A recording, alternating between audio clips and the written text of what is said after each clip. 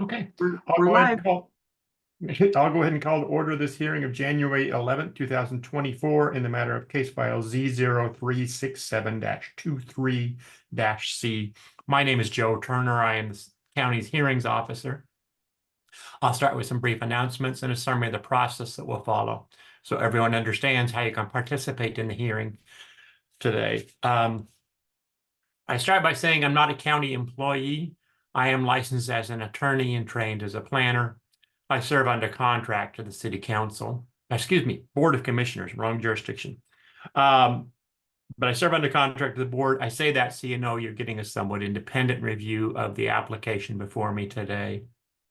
My role as the hearings officer is to conduct the hearing and make decisions about certain land use matters in Clackamas County. In making those decisions, I am required to apply the city's existing laws.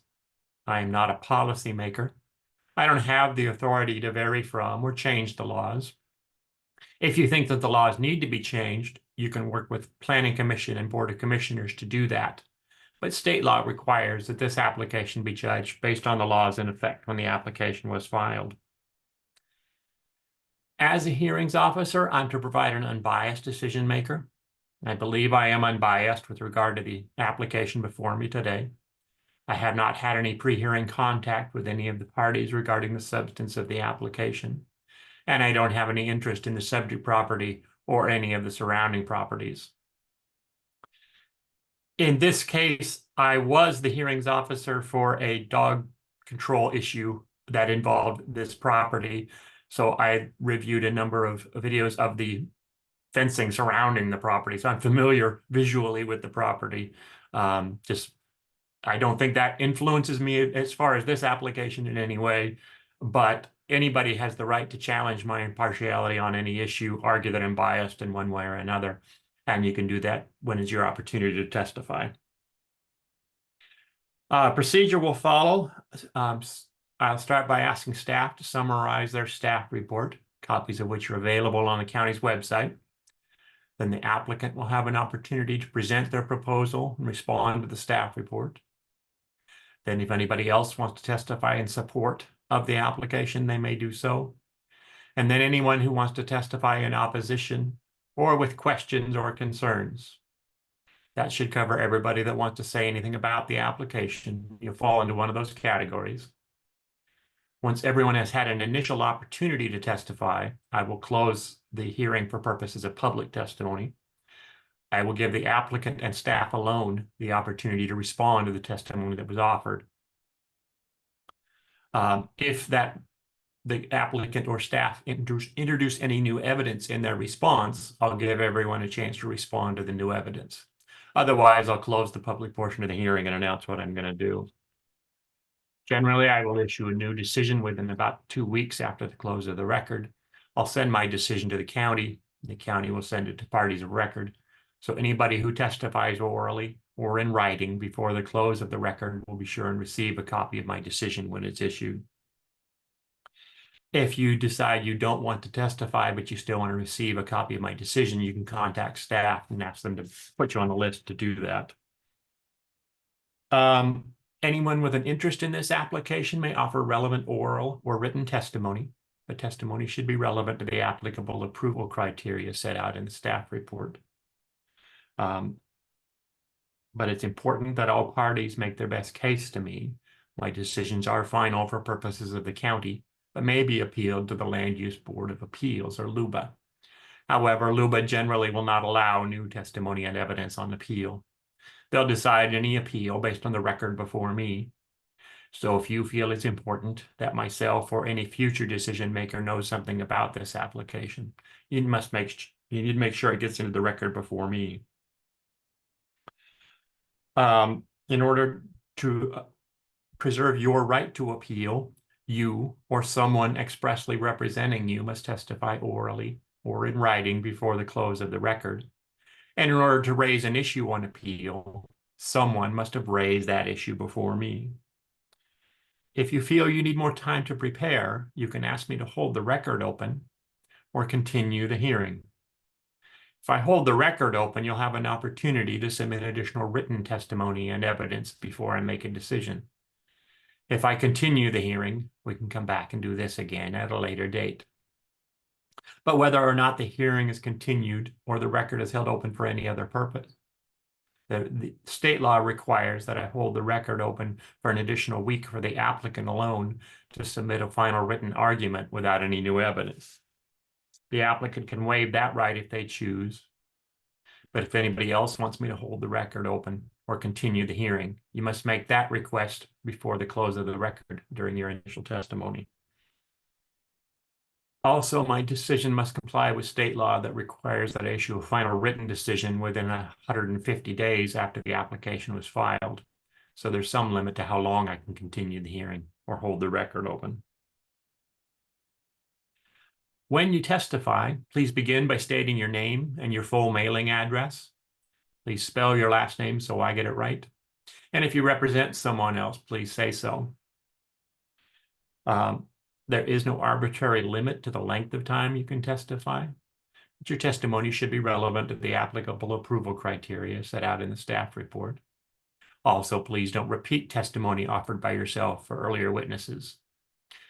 Repeating your testimony doesn't make your case any stronger. This is not a popularity contest.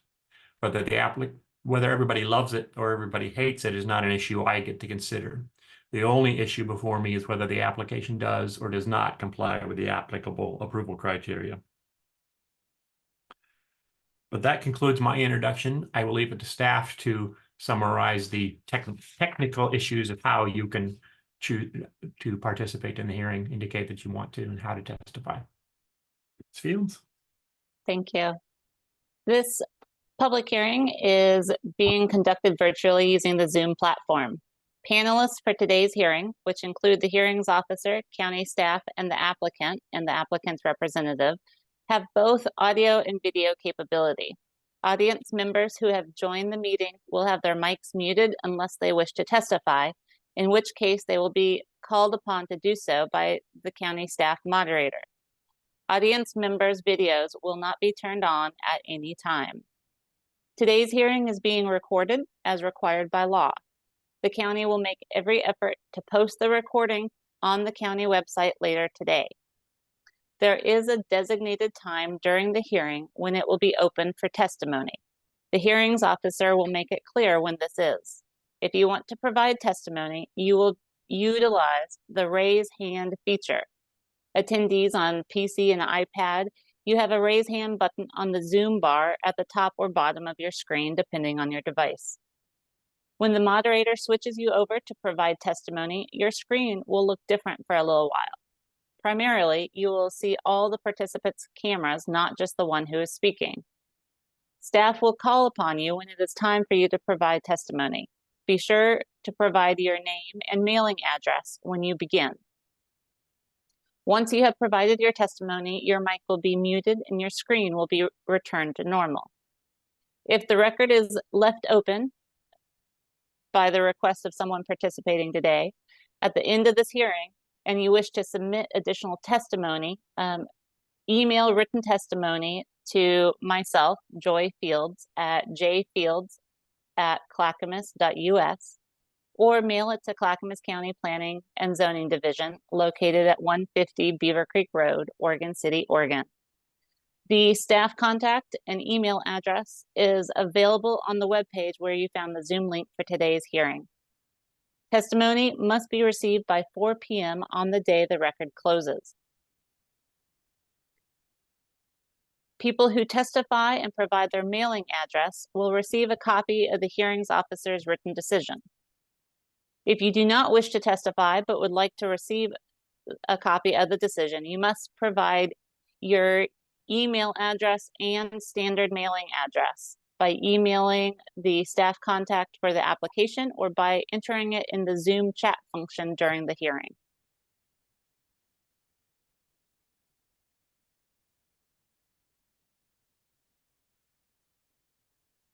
Is that it? Go ahead and summarize your staff report.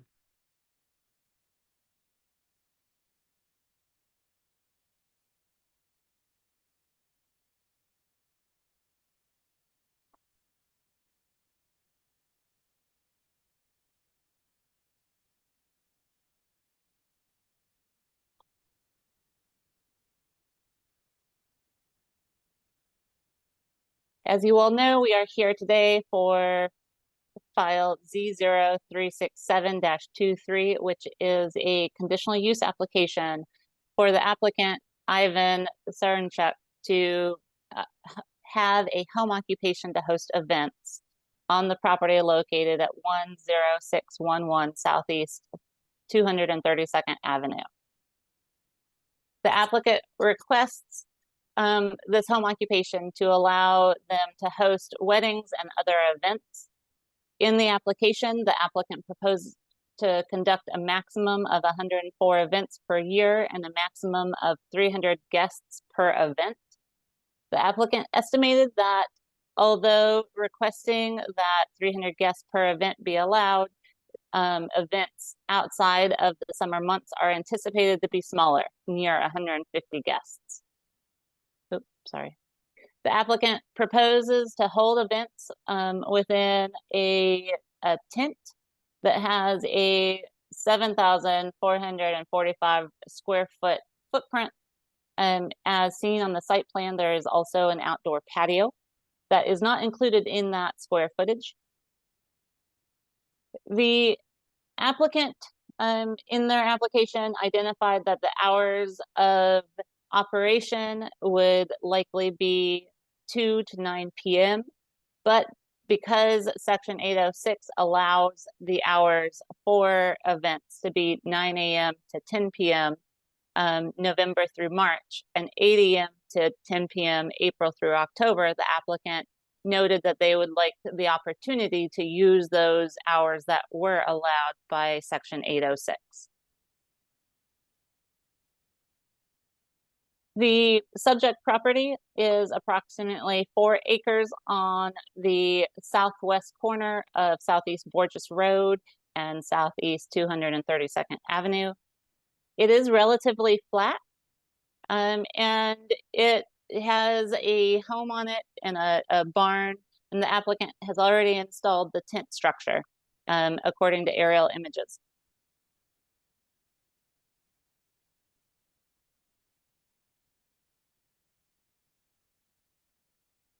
Section 1203 of the zoning development ordinance requires that the subject site is suitable for the proposed use, and the site plan shows that the subject site of 4 acres is large enough to provide parking for guests as well as for the location of the events. However, you'll notice that the proposed use goes to the property lines, and the only buffer provided is on the south of the property near the habitat conservation area that's located in the southwest corner. The subject property is served by a well and septic. The applicant did not anticipate using the water from the well or the septic system for the event participants.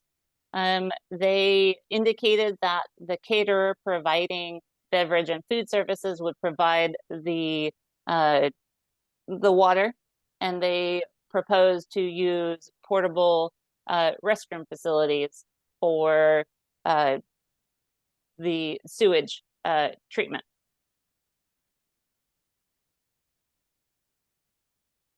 Notifications went out to 120 property owners, and at the time of the staff report, no testimony had yet been received by neighbors.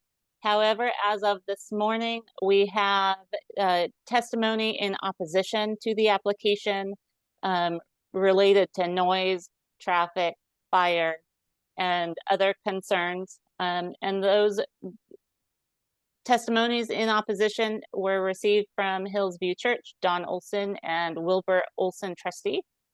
And they will be uploaded to the file later today as exhibits 5 through 7, along with any other exhibits that we received during the open record period. The CPO and county divisions and agencies were contacted regarding this application, and no responses were received from the Damascus CPO. However, the county septic and on-site wastewater program that monitors septic systems noted that for permanent structures, permanent restrooms would likely be required to meet the state requirements for waste disposal. You'll see that in Exhibit 3. And the engineering division provided comments that indicated a development permit would be required for the application prior to initiation of the home occupation to host events.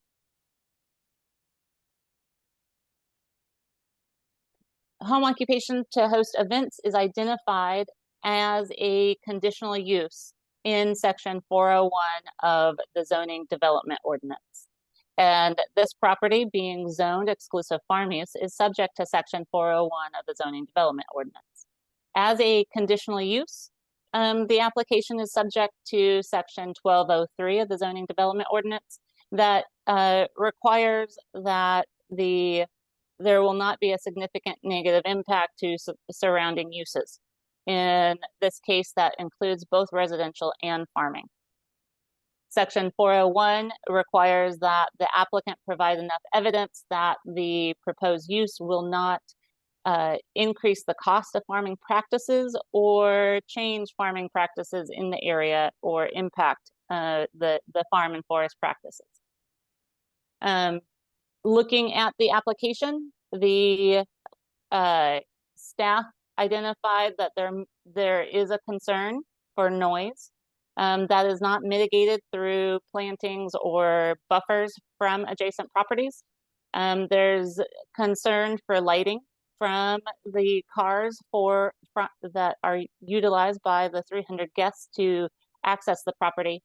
There's also a concern that the structure proposed to be used for the home occupation is not customarily accessory to residential use or farm use, as indicated in the staff report. As a conditional use, sections of the 1000s are applicable. And as discussed, water, it is served to the site through a well. That is a residential well that is exempt through the Oregon Department of Water Resources and sanitary sewer system. There is no sanitary sewer system to this property because it is served by a septic system. The surface water management is conducted by the Transportation and Engineering Division. They did sign a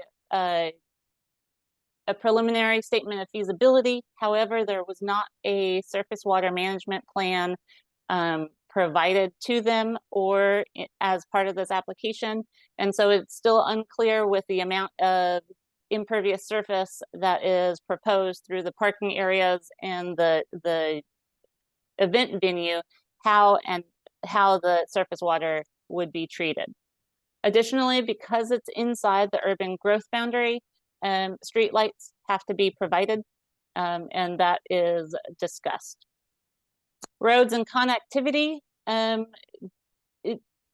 Aerial images indicate that a second driveway was created onto Borges Road based on spacing and discussion during the pre-application. That second driveway has to be closed. And so the application before us today has access onto 232nd Avenue as proposed and indicated in the site plan. Signs are subject to 1010 of the zoning development ordinance, and section 1015 regulates the parking and loading requirements. The applicant indicated that the caterer would remove the trash and recycling from the events, but we want to make sure that section 1021 is addressed if the application is approved. After looking at all the criteria, staff are recommending a denial of the application. The building is not considered customarily accessory to farm and forest use or residential use. That may also apply to the permanent restroom facility that would be required because the property is only 4 acres, a separate restroom facility is not needed for farm workers. The site is not large enough to have a large farm worker population working the land. And so it would not be a customary building to have a separate bathroom facility to serve the farm use on that property. And separate bathroom facilities are not customarily accessory to a home. Significant impact to surrounding uses, including residential uses and farm practices, are a concern that staff had, and evidence in the application did not address those adequately to signify that there would be no significant impact to the surrounding uses. The application also did not address which comprehensive plan policies the application met. Although they included information on the comprehensive plan, no specific policies were identified or addressed, and thus staff found that the comprehensive plan policies are not met by this application. Being in the Damascus groundwater limited area, if the application is approved, there may need to be an additional condition of approval that's not in the staff report to require the caterer to provide the water, since it is in the groundwater limited area and no evidence of water availability was provided for events of this size.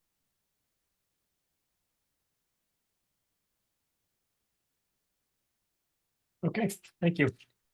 I have a couple of questions. Since it is within the urban growth boundary, you're right. I see that ZDO the streetlights required, but ZDO 1015-01A zoning and development ordinance 1015-01A requires hard surface parking unless permeable is required for surface water management. Is gravel hard surface?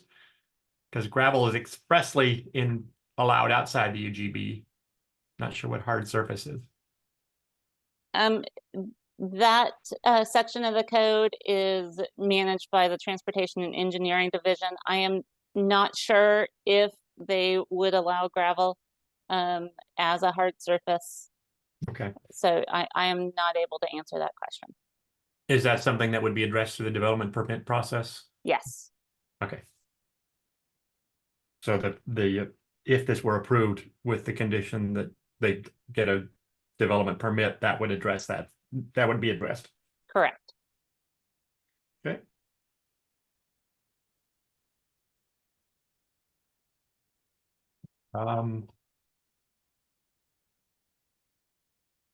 You know that Exhibit 3 soil said that a permanent building is going to require a permanent restaurant, but the county has a lot.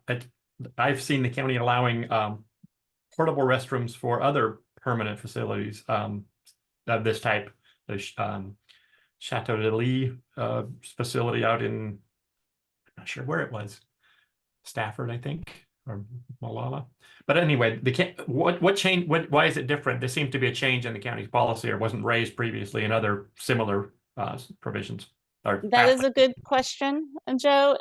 Section 806 explicitly allows portable restroom facilities. However, it states that it also states that it has to meet the state requirements for treatment. And because of that exhibit from the septic and on-site wastewater program, staff are assuming that they are addressing the state requirements through those comments. Okay.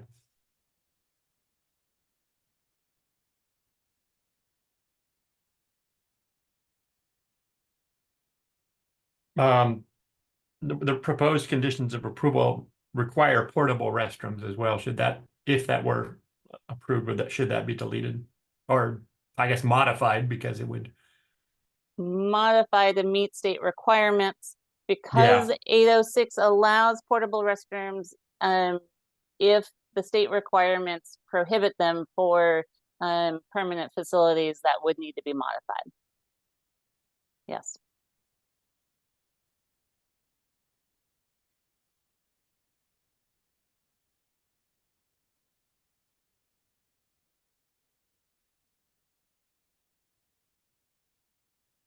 Because this is an EFU zone, it's my understanding that ZDO 80601 the 80601A limits employees to maximum of 5. I think it says outside except in the EFU zone, caterers, photographers, florists, contractors are not considered employees. So here they are considered employees. Am I reading that right? Because it's EFU? Yes. Okay.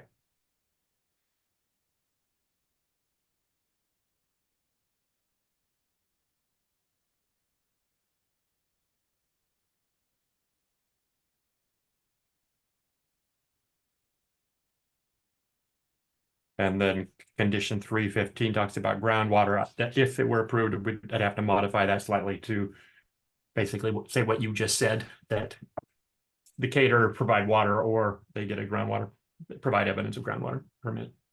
That was that's my questions for staff. Thank you. Ms. Williams, you're representing the applicant.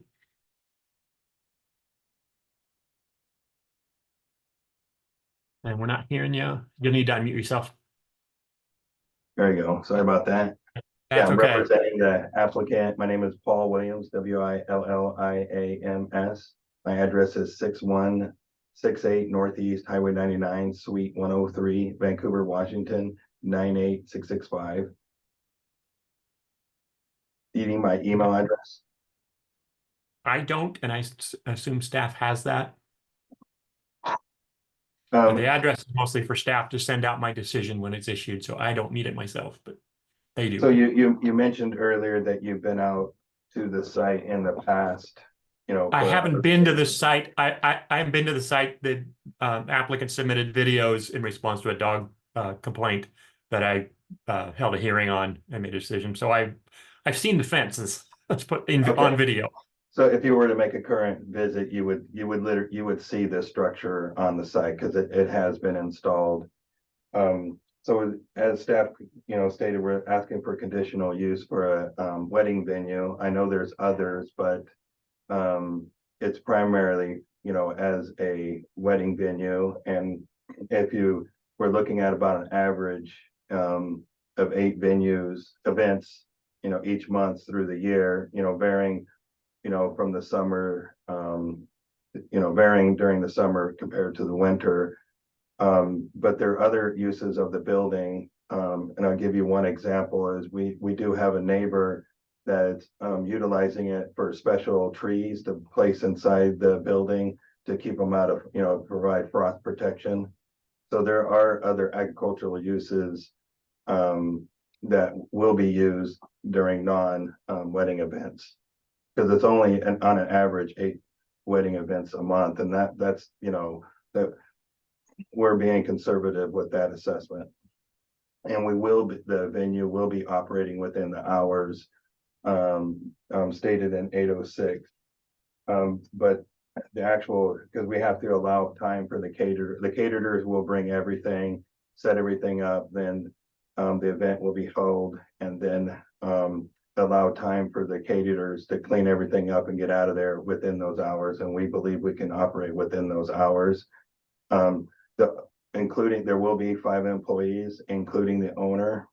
So we won't exceed the 5 employee amount. So historically, if you look back to the 1994 aerials, you'll see a home. So it's been a home for 30 years. So there's a home with an outbuilding to the south of it, and then south of that for many, many years, it's just been a field. And based on aerials, it looks like it's been mowed each year. And of course, the surrounding area is agricultural use. So south of the outbuilding, there is another white structure there to be used for events and other agricultural use. The south of this parcel is other white buildings, and if needed, don't particularly like to keep the record open, but we could provide. There's aerial photos. You can see these white structures or other structures that are very similar to this in the surrounding area, but we could, provide ground street pictures of other structures that are somewhat similar to what we're proposing. Okay. Yeah, I think that would be appropriate. The applicant has the burden of proof, and right now, the only evidence I have is this building and staff's assertion that is not customarily provided in the area. Yeah, we may end up holding the record because typically, we would like to respond to concerns, neighbors' Sure. concerns. I noticed they submitted exhibit 5 through 7 Mhm. from Olson. There looks like there's a name Olson.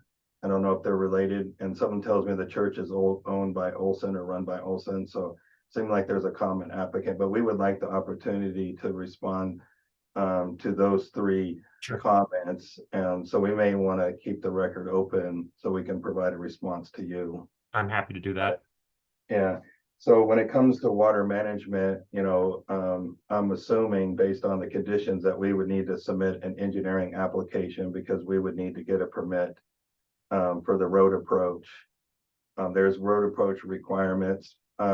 I do have I am a professional engineer in the state of Washington. I'm not a professional engineer in Oregon. However, there are similar engineering practices. I do have access to an Oregon state engineer that can represent this project when we submit engineering plans, but I anticipate submitting engineering plans that show how we're going to manage stormwater runoff from the site, erosion control, the typical engineering issues that need to be addressed to the county's code. So I envision us submitting an engineering plans addressing all of the engineering concerns. Sure. I noticed the denials, there's 4 of them listed there, but I'd like to talk about impacts. So the impacts that we can see in the staff report, one is traffic, one is light, and the other one is noise. We did submit a traffic study saying that there's going to be no adverse impact to the adjoining street, and it appears in the staff report, county staff concurs with that. If needed be, we can provide, after we get the appropriate driveway approach permit, we can provide a site distance letter, making sure that the individuals can see in both directions as they leave the site. The other one was light. Since it looks like we're going to need to submit engineering plans, we can submitting a lighting plan analysis, a photometric lighting plan showing that we meet the code. It was my understanding that staff's concern was headlights from vehicles in the parking lot, shining onto adjacent properties. So we can look at that and propose screening. So we'll look at the traffic movement through the site and see how we can screen the lights. I mean, there is surrounding vegetation around the perimeters, heavy vegetation to the south. There is vegetation along the west line. There might be some opportunities to increase the screening, but we would take a look at that during the engineering process. I don't know what's required to screen from the road because, I mean, as people drive up to the public road, I mean, their lights are going to go across the street. So I don't know if that needs to be addressed per code. So I'm assuming the screening is to the south and to the west and to the north, but not. Yeah, looking at your site plan, it seems like the obvious issue is to the north where there's single family residence right there. And you got parking, but you want to look at the impact of, you've got parking spaces abutting 232nd. I couldn't read the street number. 232nd Avenue. So those ones are going to be shining directly across the street. I don't know what's over there. So whether it's fields or a residence, and also the access driveway. So we'll let me know what. Yeah. So give me a description. Yeah, so a fence or vegetation, but could that be just a condition of approval, or do you want, keep the record open and we can send you? I think holding the record open would be the best way to do it. All right, we can put a plan together showing how we'll mitigate that. And then the other one is noise. I mean, they do make handheld devices that we can use. I mean, we can commit as a project not to exceed those. And if they, I mean, of course, code enforcement would be the one that would be enforcing it.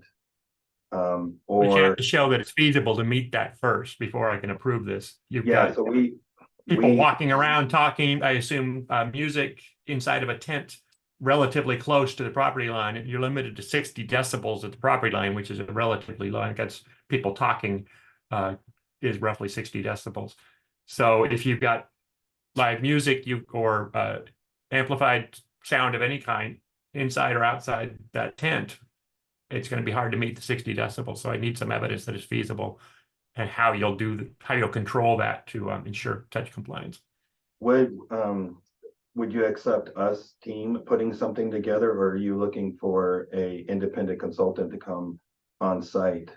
I can't tell you what you need to provide, but you've got to show me how you did it. Okay. What, How long can, just an example, if you've got a noise you're producing noise inside the tent at X decibels, and then you're measuring it at the property lines.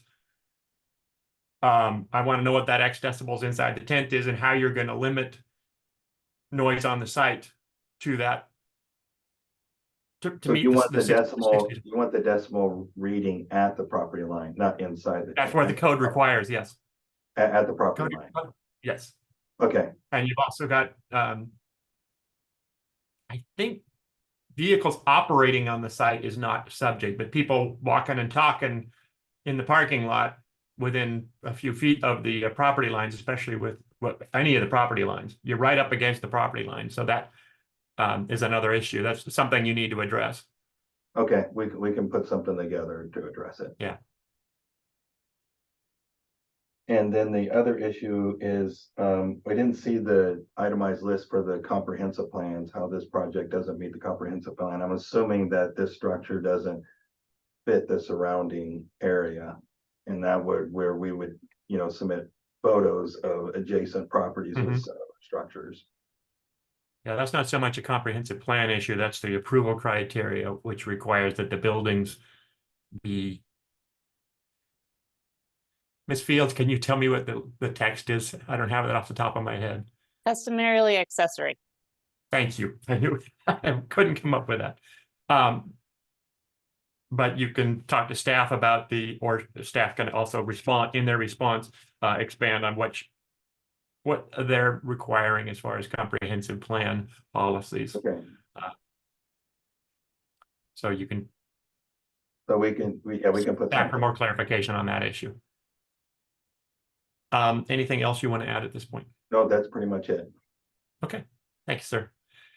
Is there anyone else who'd like to testify in support of the application? And Mr. Williams, can you mute your microphone just so we don't get feedback?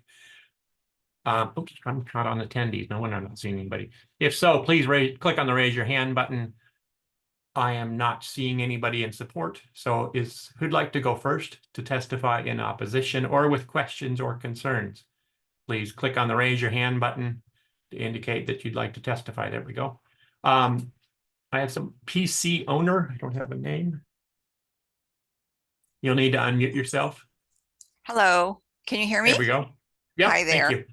Hi, yes, thank you very much for letting us know about this meeting. I appreciate it. And my name is Can I get your Carolyn name and address, Morrison. ma'am? Carolyn I'm sorry. Morrison, CAROLYN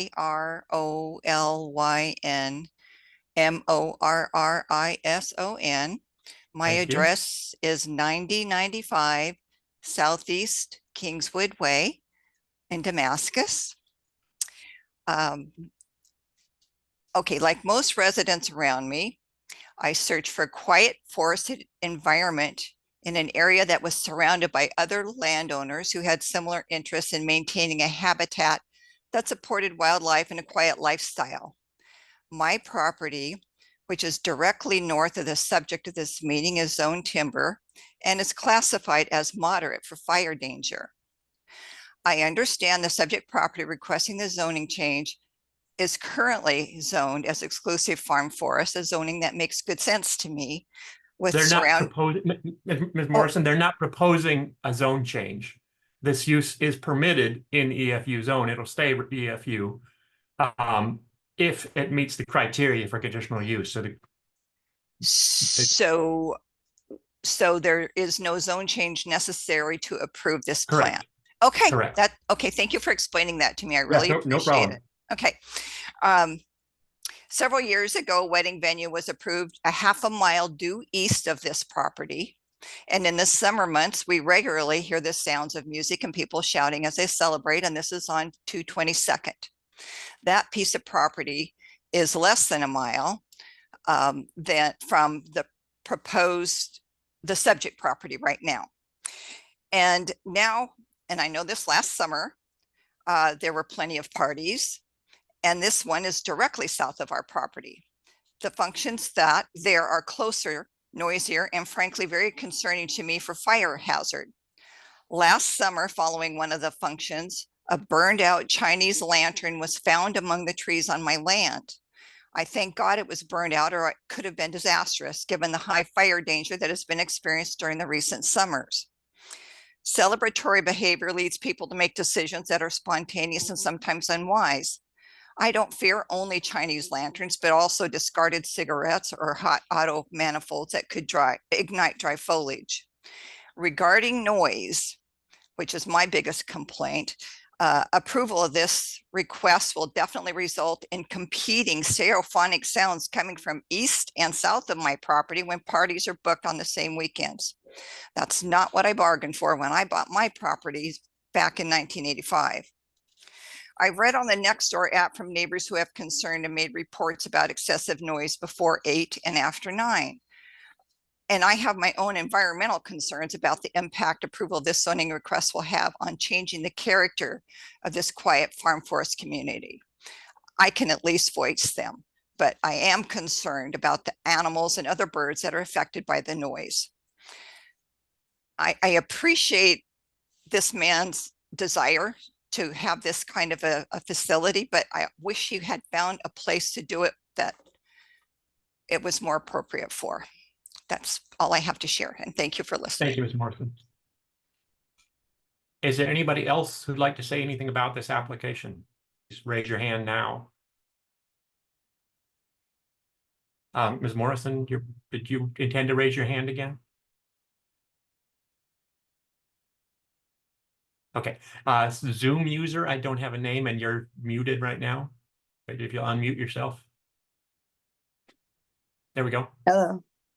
Hi. Hello. My name is Lonnie Walker, LANAIWALKER. Thank you. My address is 10779 Southeast 232nd Avenue. I live just past this property. I'm the closest property to this tent. So is your And- property abutting the south boundary of this site? Yes. Okay, thank you. And I can tell you that the noise issues are out of control. I can sit in my house and hear every word said over those loudspeakers. I can watch the drinks in my glass vibrate from the sound. Are there using amplified sound on the site now? They have a stadium sound system set up, and they put a speaker as close to my property as possible.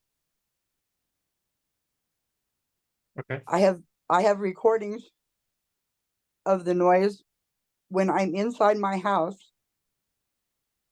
It's so this past summer it was so loud it was setting off our car alarms. And I moved out here for peace and quiet. I have cancer. I'm dying. I'm bedridden. I can't escape this noise. And I shouldn't have to put up with it. On top of that,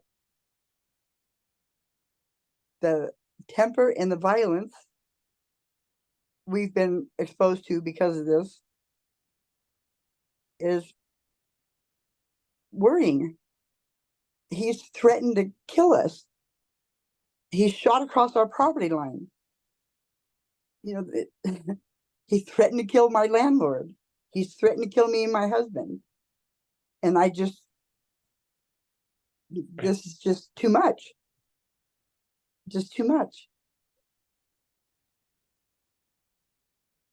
Thank you, Ms. Walker. Is there anyone else who'd like to say anything about this application? Please raise your hand now. And Ms. Walker, if you'll click on your raise your hand button so we know you've had the opportunity. Thank you. I am not seeing anybody else. Oh. Ms. Walker, okay. Thank you. I'm not seeing anybody else. Any response from staff for the testimony? I have Andrea, whose hand keeps going up and then it goes down. Oh, I didn't see that one. Andrea, if you'd like to testify, you can go ahead and unmute yourself. Hi.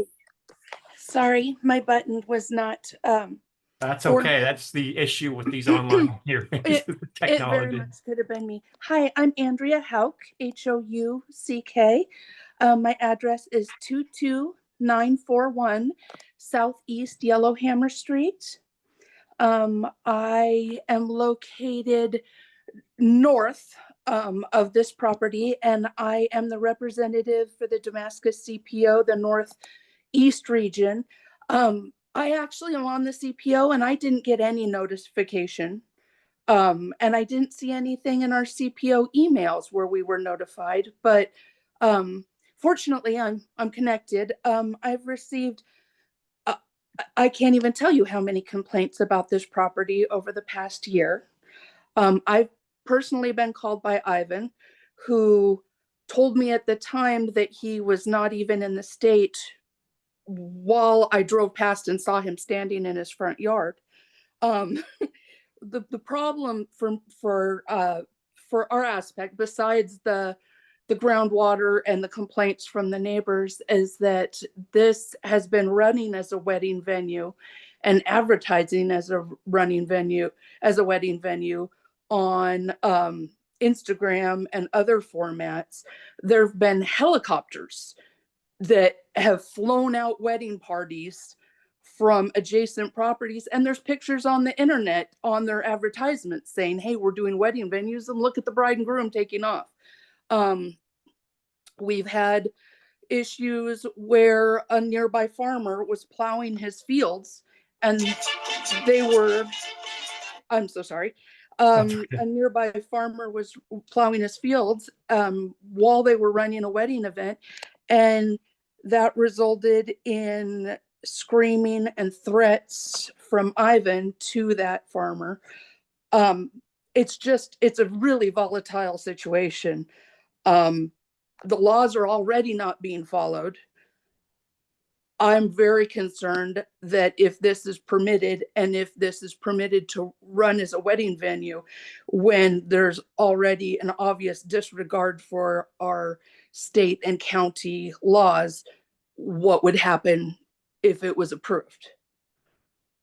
And like I said, I've had so many calls and complaints. Thank you, Ms. Howe. Thank you. Is there anybody else who'd like to testify who hasn't had the chance to do so? Please raise your hand. I'm pausing. Damascus neighbor. And while they're unmuting themselves, if there's anybody else who'd like to testify, please go ahead and click on the raise your hand button. You don't need to wait. So Damascus neighbor, it looks like you're unmuted. Hi there. Yeah, thanks for your time. My name is Jeanette Blackwell. I live to the east off 242nd. I can send my email and address and stuff after this in an email if that's easier. Can you state your mailing address just so the county has it? Yeah, it's 11212 Southeast 250th place. I'm to the east about a mile.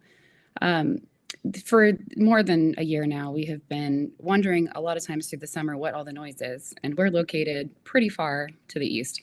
And then as we've kind of pieced together things, we've realized that these are coming from this venue and this particular event center. We do spend a lot of time locally. The school that is located directly across the way is where my children go to school. We have been a part of this community for a very long time. just to address the Olson problem, there are multiple Olsons in the area, so they are probably all separate. They are probably all Common name, separate. yeah. Yeah, it is. Yeah, but the biggest thing that I think I would like to speak about is that school does operate during daytime hours. It is relatively busy through there during standard business hours.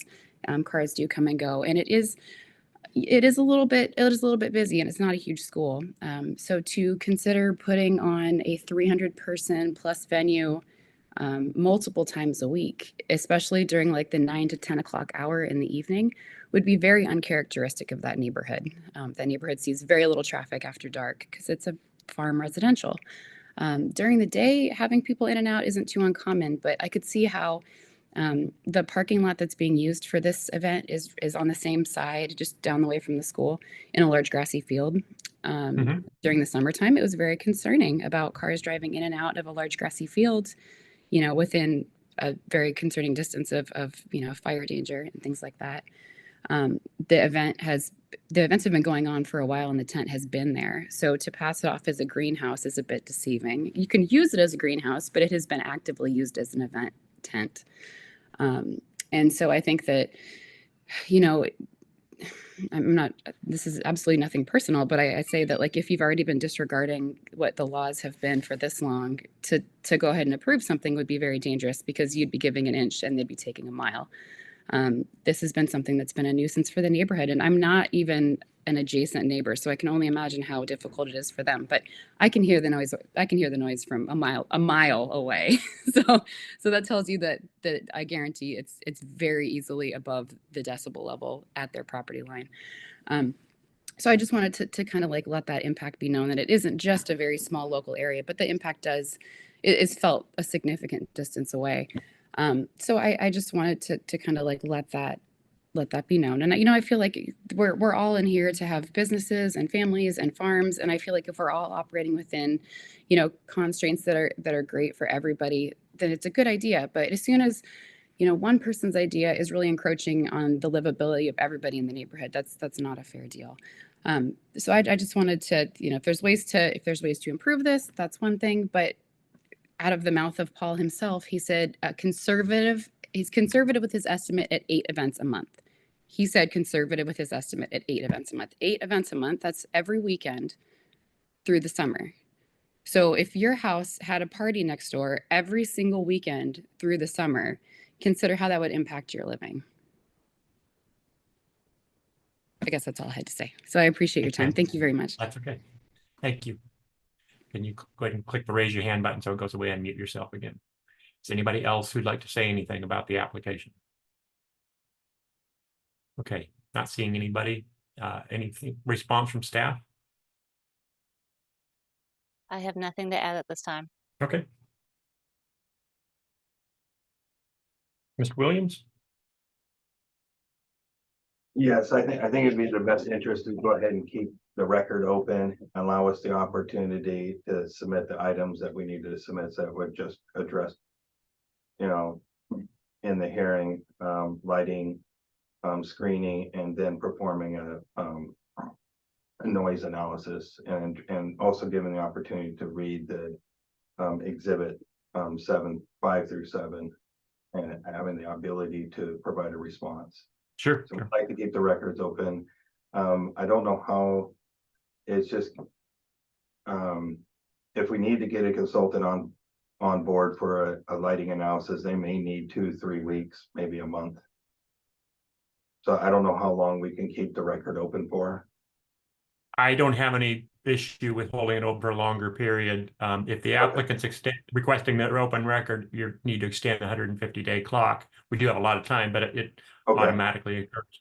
But I would ask that you extend it to accommodate the open record period. And Okay. you submit something in writing to that effect. Do you want a month? yes, Okay. So what I would be predisposed to do is hold it open for a month for you to submit new evidence, hold it open for a period for the public to respond and the staff to respond to that new evidence, and then give you a final argument. Given that I'm giving you a month, I'd like to give the public at least 2 weeks, and then a week for the final argument. That work for you? yep, that works for us. So that's 4, 5, 6, 7 weeks. Is the applicant willing to extend 150-day clock for Yes, what do you say, 7 weeks? Yeah, we're open to that, but do we get final? So we Yes, you get the final argument after the public Okay. and staff response. Okay, Yeah, yeah, yeah. we're fine with that. Okay. All right, will you extend the 150-day clock for that 7 weeks? Yes, Okay, and would you provide something in writing to that effect after the hearing today? yeah, I'm gonna I'm gonna grab my email. calendar here, just a sec. So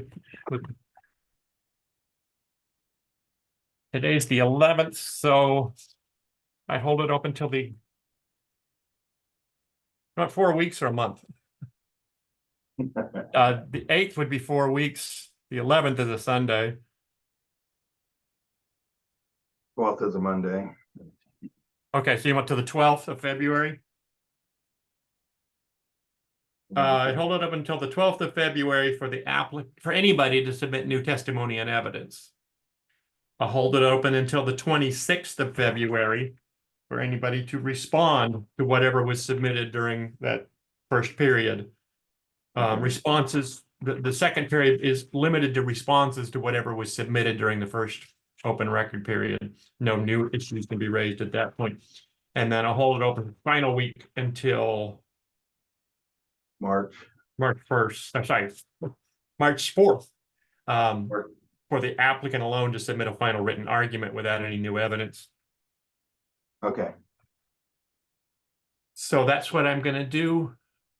Just to reiterate, I will hold it open until February 12th at 4:00 p.m. for anybody to submit new testimony and evidence about this application. Anything anybody wants to submit has to be physically received by the county by 4:00. And then I will hold it open until the 26th of February, again until 4, for anybody to respond to whatever was submitted during that first period. And then until the 4th of March for the applicant alone to submit a final written argument without any new evidence. I will issue my written decision within about 2 weeks after that. So probably by the 18th of March, I will send my decision to this county. The county will send it to parties of record. So anybody who's testified orally or in writing before the close of the record will be sure and receive a copy of my decision. As I noted, you can also contact staff and ask to be put on the list if you don't want to testify. The county will post whatever submitted during the open record periods. They'll post it on the county's website as soon as possible after they receive it. You can also contact Ms. Fields if you want to have her send specific documents or notice that things have been received. But that's what I'm going to do. That concludes our hearing. Thank you all. Have a good afternoon. thank you.